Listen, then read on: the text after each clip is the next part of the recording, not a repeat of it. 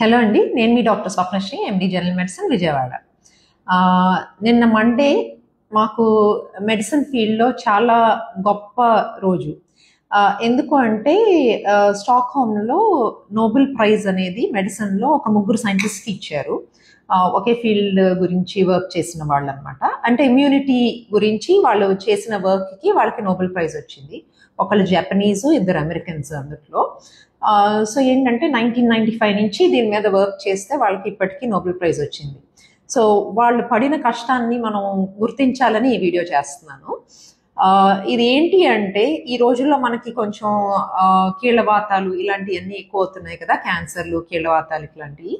దానికి సంబంధించిన research work అనమాట ఇది. సో ఏం కనుక్కున్నారు అంటే దీంట్లో వాళ్ళు మన బాడీలో ఉండే ఇమ్యూన్ సిస్టమ్ ఎంత గొప్పది అంటే దాంట్లో ఉండే టీ సెల్స్ అనే ఒక కణాల్లో ఒక స్పెషలైజ్డ్ వెరైటీని కనుక్కున్నారు, రెగ్యులేటరీ టీ సెల్స్ అని. అవి ఏం చేస్తాయి అంటే బాడీలో మన పరాయి అనేది ఐడెంటిఫై చేస్తూ అట్ ద సేమ్ టైం పరాయి అనే దాన్ని డిస్ట్రాయ్ చేస్తుంది అనమాట. ఆ పరాయి అనేది ఏదైనా అవ్వచ్చు, వైరస్ అవ్వచ్చు, బ్యాక్టీరియా అవ్వచ్చు, లేకపోతే క్యాన్సర్ సెల్స్ అంటే అబ్నార్మల్ సెల్స్, మన బాడీలో ఉత్పత్తి అయ్యే అబ్నార్మల్ సెల్స్ అయినా అవ్వచ్చు, అట్లా అనమాట.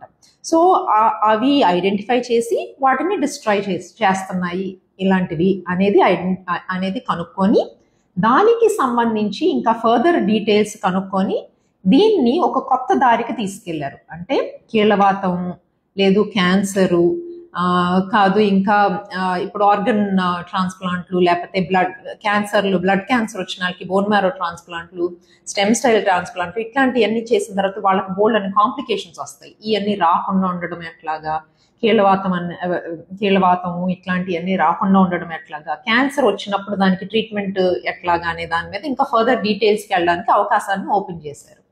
సో వాళ్ళందరికీ కూడా కృతజ్ఞతలు తెలుపుకుంటూ మనకి ఇండియాలో కూడా ఇట్లాంటివన్నీ ఇంకా డెవలప్ అవ్వాలని కోరుకుంటూ థ్యాంక్ యూ చెప్తున్నాను. Thank you.